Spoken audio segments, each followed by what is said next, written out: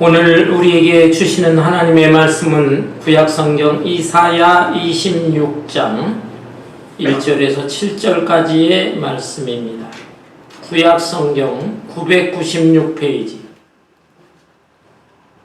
996페이지 이사야 26장 1절에서 7절까지 제가 한 절, 여러분 한 절 교독하겠습니다.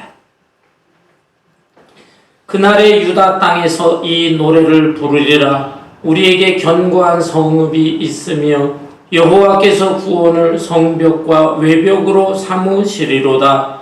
너희는 문들을 열고 진리를 지키는 의로운 나라가 들어오게 할지어다. 주께서 심지가 견고한 자를 평강하도록 지키시리니 이는 그가 주를 신뢰함이니이다. 너희는 여호와를 영원히 신뢰하라. 주 여호와는 영원한 반석이시니라. 높은 데에 거주하는 자를 낮추시며 솟은 성을 헐어 땅에 엎으시되 진토에 미치게 하였도다. 발이 그것을 밟으리니 곧 빈궁한 자의 발과 곰핍한 자의 걸음이로다. 7절 다같이 의인의 길은 정직하며 정직하신 주께서 의인의 첩경을 평탄하게 하시도다. 아멘. 아멘. 사람의 마음은 도대체 어디에 있는 것일까요? 어떤 사람은 이 마음이 머리, 뇌 속에 있다고 말합니다. 또 어떤 사람들은 마음이 가슴, 심장에 있다고 주장하기도 합니다. 어떤 사람들은 몸 안에 있는 피, 몸속을 돌고 있는 피 속에 마음이 있다라고 말하기도 합니다. 많은 사람들, 많은 학자들이 연구하고 관찰하고 생각도 해보았지만 아직까지 객관적으로 완전한 결론이 나 있지는 않습니다. 마음은 분명히 존재하고 있는데 이 마음이 도대체 어디에 있는 것인가? 그것을 알 수 없다 이 말입니다. 이런 면에서 마음은 신비로운 것입니다. 뿐만 아니라 이 마음은 수시로 변합니다. 조석변이라는 말이 있어요. 아침에 품었던 마음이 저녁 때에 전혀 다른 것입니다. 변하고 말았습니다. 또 어떤 남자가 여자들에 대해서 말합니다. 여자들의 마음은 갈대와 같다. 여자들을 좀 비아냥거리는 거예요. 그런데 이 소리가 듣기 싫어서 어떤 여자는 남자들에게 대꾸했어요. 이렇게 말했어요. 남자들의 마음은 별 수 있는 줄 아느냐?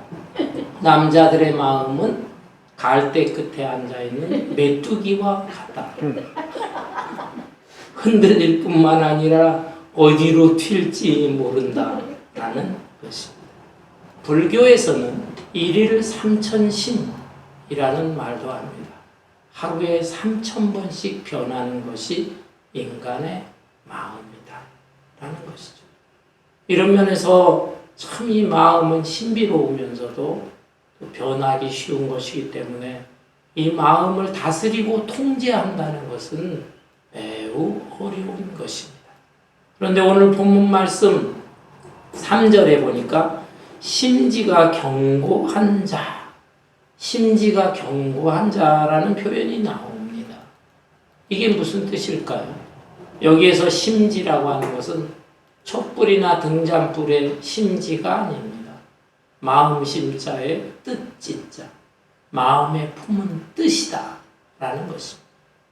마음에 품은 뜻, 그것이 변치 않고 견고한 사람이라고 하는 뜻인데 본문에서는 특별히 하나님을 향한 심지, 하나님을 향한 마음에 품은 뜻, 그것이 변치 않는 사람이라는 것이죠. 이런 사람을 하나님께서 기뻐하시고 복을 주신다라는 말씀입니다. 본문 말씀은 이사야 선지자가 예언한 말씀인데 당시에 이스라엘은 북왕국과 남왕국이 있었죠. 남북으로 우리 한국처럼 갈라져 있었습니다. 그런데 북왕국은 아수르라는 이방 나라에 의해서 멸망을 당하고 남왕국 유다 왕국도 큰 위기에 처해 있었습니다.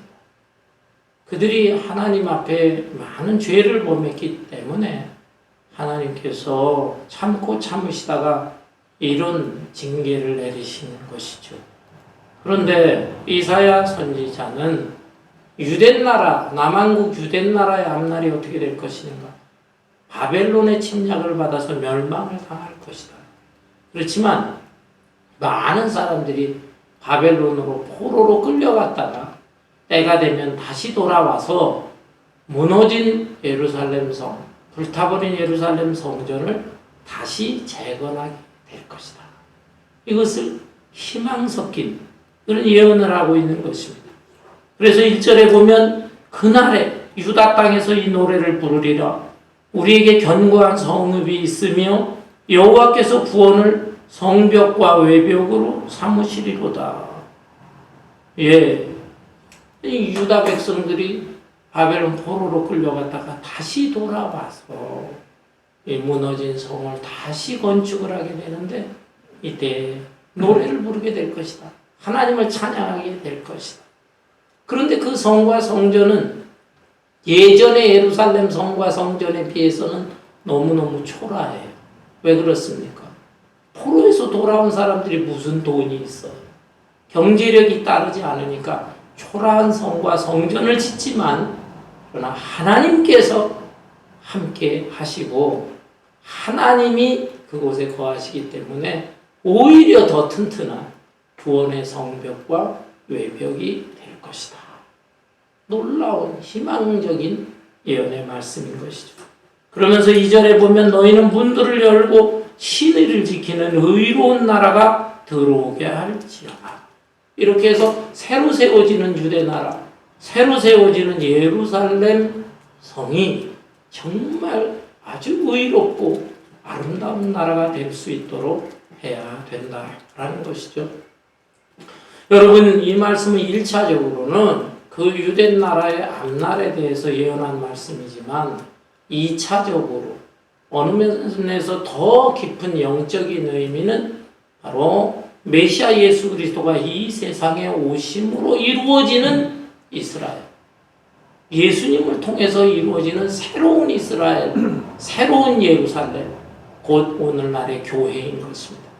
교회, 그리고 오늘날의 이 하나님의 나라, 이것에 대해서 예언한 것이에요. 그래서 우리의 교회, 우리를 통해서 이루어지는 이 하나님의 나라, 이것이 겉으로 눈으로 볼 때는 초라한 것 같아도 우리 하나님이 계시기 때문에 견고한 성이 되는 것이고, 그것을 또 우리가 의로운 나라, 아름다운 나라로 만들어 가도록 해야 된다라는 것입니다. 그러면 이 안에, 이 새롭게 이루어지는 예루살렘 성 안에 거하는 하나님의 백성들, 오늘날의 성도들은 어떤 사람들이 되어야 하느냐? 3절에 보니까 주께서 심지가 견고한 자를, 곧 우리가 심지가 견고한 사람이 되어야 한다는 것입니다. 구약시대의 유다 백성이나 오늘날의 우리 성도들은 하나님과의 관계에 있어서 심지가 아주 견고한 이런 사람이 되어야 한다. 이런 사람에 대해서 하나님께서 복을 주세요. 복을 주세요. 무슨 복을 주시는가? 첫째는 평강의 복을 주신다라고 했습니다. 3절을 다시 읽어봅니다. 주께서 심지가 견고한 자를 평강하고 평강하도록 지키시리니 이는 그가 주를 신뢰함이니이다. 너희는 여호와를 영원히 신뢰하라. 주 여호와는 영원한 반석이심이로다. 심지가 견고한 사람에 대해서는 하나님께서 평강의 복을 주신다. 평강이라는 말이 무엇입니까? 영어로 peace라고 하는데 평안 또는 평화를 말하는 것이고, 이스라엘 사람들은 샬롬이라고 말합니다. 샬롬. 우리 한국 사람들은 서로 만나면 인사할 때 안녕하세요 그러잖아요. 안녕하세요, 평안하세요. 비슷한 말입니다. 이스라엘 사람들은 샬롬, peace be with you. 평화가 당신에게 있기를 바랍니다. 평안하시기를 바랍니다. 이런 뜻이에요. 이 평안의 가치, 이것은 세상의 어떤 가치보다 귀한 것입니다. 마음이 편한 것. 이거보다 더 좋은 것이 어디에 있겠어요? 이것은 행복의 가장 중요한 요소인 것입니다. 그런데 세상 사람들은 어떻게 해야 평안해지고 행복해질 수 있는가? 무슨 돈이나 지식, 명예와 권력이 있어야 된다라고 생각합니다. 예. 현실적인 면에서 어느 정도 일리가 있는 것이죠. 왜냐하면 사람이 마음 평안하지 않은 것, 불안한 것이죠. 왜 불안하냐? 내가 힘이 없기 때문에 그런 것입니다. 어떤 일이 닥쳤을 때 내가 해결할 수 있는 힘이 없기 때문에 불안하고 두려운 것이죠. 그래서 힘이 있어야 되는데 현실적으로는 돈이 힘입니다. 돈이 힘이에요. 또 지식, 아는 것이 힘입니다. 명예, 권력 다 마찬가지죠. 그래서 이런 것들을 추구하는 것입니다. 그렇지만 이러한 요소들이 우리의 마음속에 온전한 평안과 행복을 주느냐? 그렇지 않습니다. 인간은 하나님께서 특별히 하나님의 형상대로 우리 인간을 창조하셨어요. 개나 돼지나 짐승들하고 다릅니다. 이런 짐승들은 먹을 것만 주면 그것을 통해서 배부르면 그것으로 편안해하고 행복해야 합니다. 그러나 우리 인간은 어떻습니까? 그런 것으로 온전한 행복이 없는 거예요. 창조주이신 하나님을 만나야 됩니다. 하나님을 만나고 하나님과 올바른 관계를 맺을 때 비로소 내 안에 참 평안이 올 수가 있는 것이다. 그래서 세상적인 요소, 돈, 지식, 명예, 권력 이런 것도 추구하지만 이것으로 해결할 수 없는 것들이 많아요. 몸에 병이 들었을 때 중병에 걸리면 그 돈으로 안 됩니다. 권력의 힘으로도 이게 해결이 안 됩니다.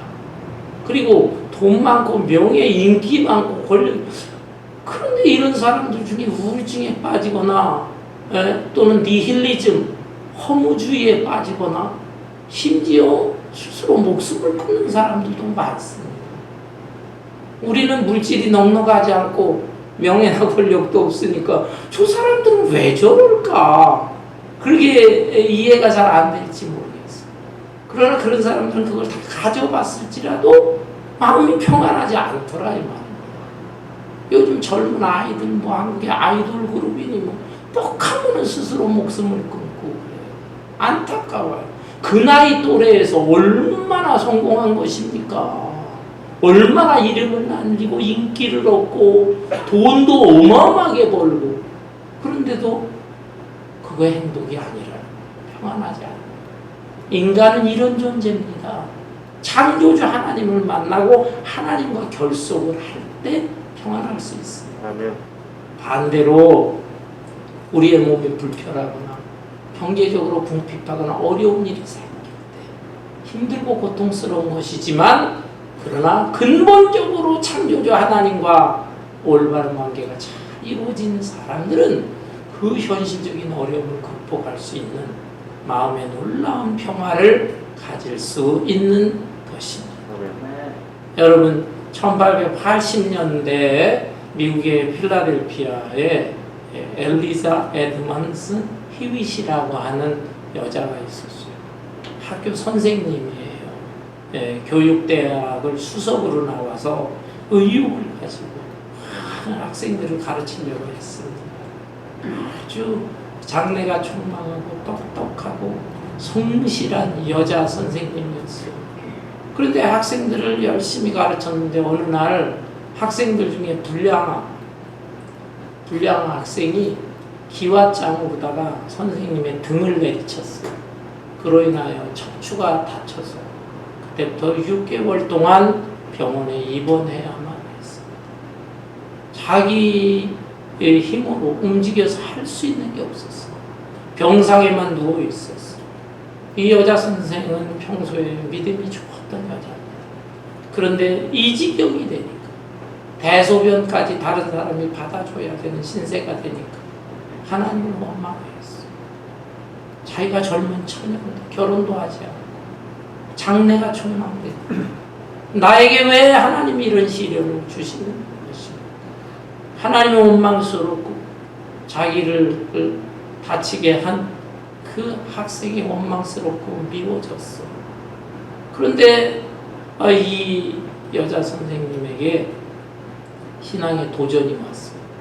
그래서 매일 이 병실에 들어와서 자기의 그 시트를 갈아주고 병실을 또 청소하는 흑인 아줌마가 있었어. 이 흑인 아줌마가 늘 이렇게 밝은 모습으로 찬송을 하면서 일을 하는 것입니다. 그래서 이 희위 여자 선생은 어떻게 저럴 수가 있는가 물어봤어요.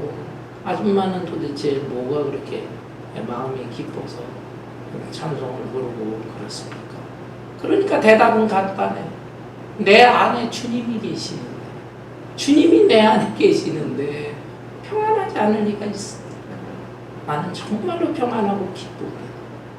이 단순한 신앙 고백인데 이 말에 충격을 받고 자기의 믿음을 점검하기 시작했어요. 내가 그렇게 오랜 생활, 믿음 생활을 했다고 하지만 내 믿음이라는 게 도대체 무엇인가? 자기 자신을 점검하고 반성하고 회개하면서 아주 아름다운 신앙을 회복하게 되었습니다. 이 희위 선생도 하나님과의 교통을 통해서 마음이 편해지니까 몸도 건강해졌어요.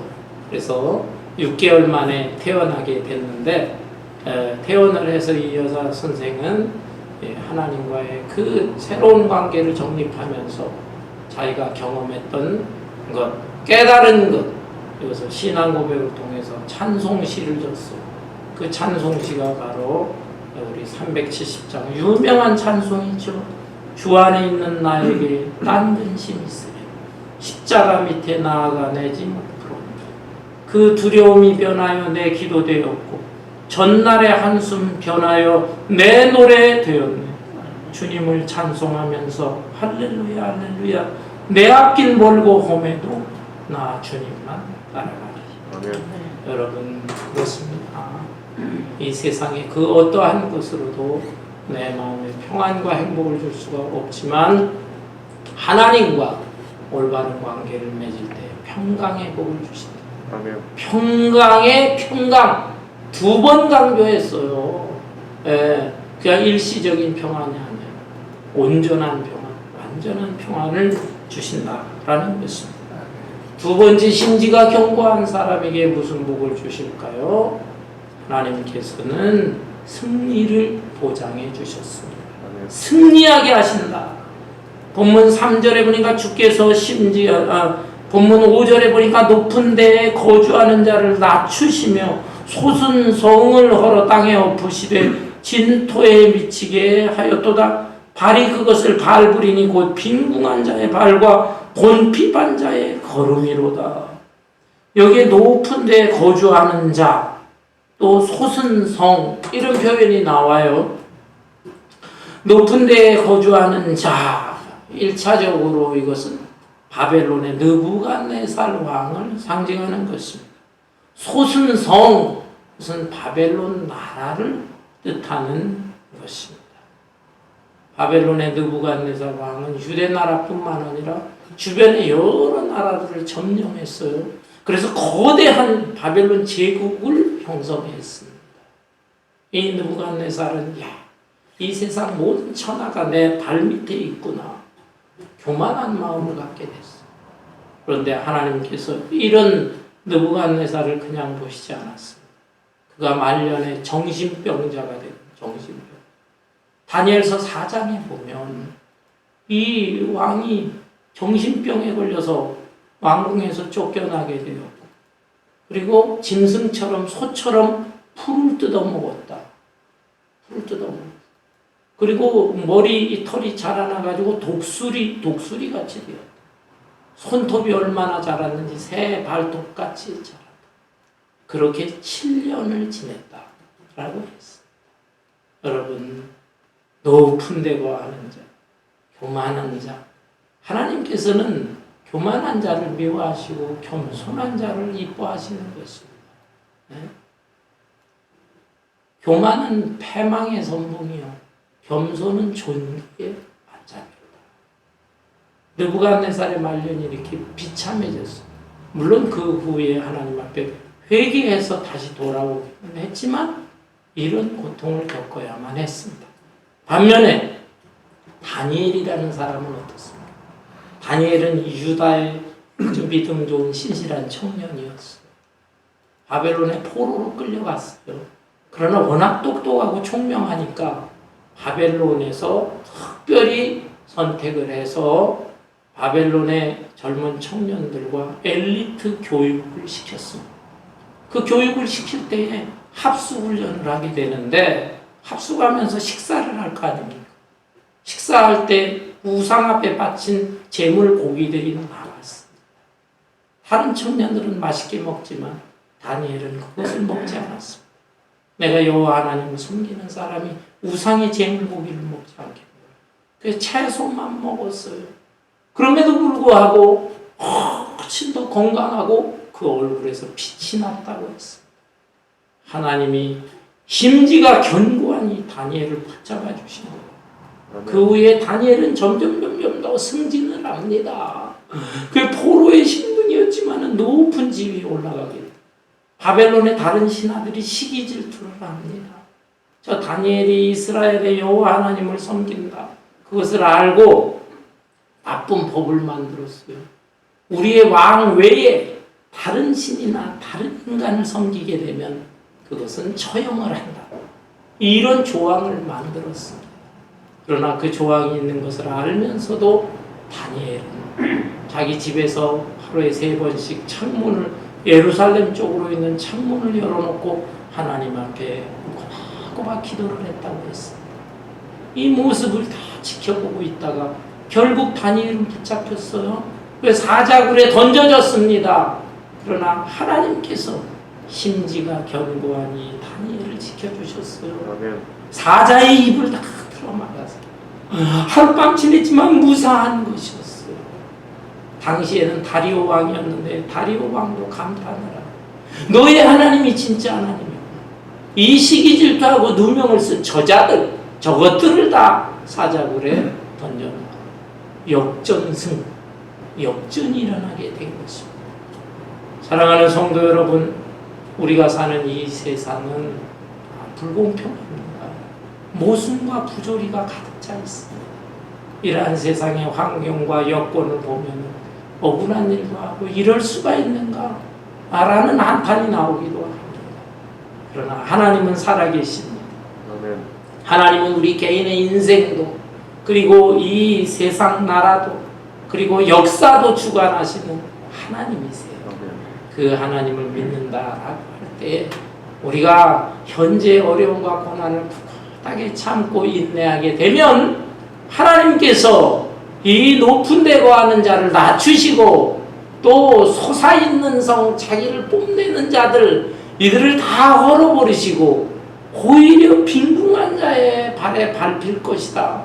사실은 빈궁에 처해 있고 이 사회에서 소외당한 것 같고 하지만은 믿음을 지키는 사람, 심지가 견고한 사람을 하나님께서 꼭 지켜 승리하게 하실 줄을 믿습니다. 아멘. 이 세상에서 눈에 두드러진 승리가 안 보인다면 최종적인 승리, 하나님 심판의 자리에 섰을 때 그때 하나님께서 평가하시면서 우리 믿음을 지킨 사람은 영원한 나라에서 영생복락을 누리게 될 것이고, 이 세상에서 잘난 체하고 뽐낸 사람들은 안타깝지만 지옥의 불로 떨어지게 될 것입니다. 최종적인 승리를 거두게 하시는 하나님이십니다. 세 번째로, 심지가 견고한 사람에 대해서 하나님 무슨 복을 주실까요? 첩경을 평탄케 하신다고 했습니다. 7절에 보니까 의인의 길은 정직하며 정직하신 주께서 의인의 첫 첩경을 평탄하게 하시도다. 첩경 무슨 뜻일까요? 지름길, 올바른 길, 이런 뜻이 있어요. 똑바른 길, 옳은 길, 지름길. 그런데 우리가 신앙인으로 살 때에 우리의 펼쳐져 있는 이 길이 꼭 똑바른 길만은 아닙니다. 길에는 평탄한 길도 있지만 오르막길, 내리막길, 가시밭길, 자갈길, 험한 길, 여러 종류의 길이 있습니다. 그런데 우리가 걸어가는 길이 좁고 험할지라도 이 길에 목적지가 있어요. 목적지. 그 목적지는 바로 천국이고 영생인 것입니다. 그렇지만 세상 사람들이 볼 때 그 사람들도 길을 갑니다. 오히려 우리보다 좁은 길이 아니라 넓은 길을 갑니다. 평탄한 길을 갑니다. 그러나 그 길의 결과는 무엇입니까? 사실은 목적지가 없는 거예요. 그들이 가는 목적지는 결국 벼랑으로 떨어질 수밖에 없는 것입니다. 이런 점을 생각을 할 때 우리 신앙인이 가는 길이 비록 좁고 거칠고 험할지라도 그 길을 하나님께서 인도하시기 때문에 그 앞에 나와 있는 여러 가지 장애물들을 하나님께서 다 치워주세요. 치워주셔서 오히려 그 길이 첩경, 그 길이 올바른 길이요, 그 길이 또 바른 길이요, 그 길이 영원한 길로 가는 지름길이 되게 되는 것입니다. 우리 앞에 놓여있는 어려운 문제, 장애 문제, 이런 것들, 그런 것을 다 우리가 머리를 써서 돌아갈 것이 아니라 하나님과의 관계에 있어서 심지가 곧게 되면 하나님이 그 문제를 다 치워주시고 해결해 주셔서 우리가 가는 길이 첩경이 되고 오히려 평탄케 해주실 것이다 라는 약속의 말씀인 것입니다. 성도 여러분, 우리 조선시대에 유명한 성군인 세종대왕 아시죠? 세종대왕이 세상을 떠날 때 자기가 가장 평소에 아꼈던 집현전의 젊은 학자들이 있었습니다. 집현전 학자들을 불러서 마지막 유언을 했습니다. 내가 죽으면 내 큰아들이 왕이 될 텐데 큰아들은 몸이 쇠약하다. 오래 살지 못할 것이다. 그러니 나의 손주, 큰아들의 아들인 그 손주를 어리지만은 왕으로 잘 보필해달라고 했습니다. 그 유언은 그대로 들어맞았어요. 세종대왕이 예측을 한 것입니다. 큰아들 문종임금 1년 만에 왕이 됐지만 세상을 떠났습니다. 그리고 그 아들이 바로 단종, 12살의 어린 나이에 왕이 되었습니다. 그런데 나이가 너무 어리니까 이런 어린 왕이 뭘 할 수 있겠느냐 하면서 세종대왕의 둘째 아들 수양대군입니다. 수양대군을 또 옆에서 부추기는 자들이 있었습니다. 수양대군이 왕이 돼야지 어떻게 그 어린 단종이 왕이 되느냐. 그 수양대군과 단종은 그것은 삼촌 조카지가 삼촌 조카. 처음에는 자기가 거부했지만 주변에서 자꾸 부추기고 하니까 결국은 단종 어린 단종을 폐위하고 자기가 왕이 된 것입니다.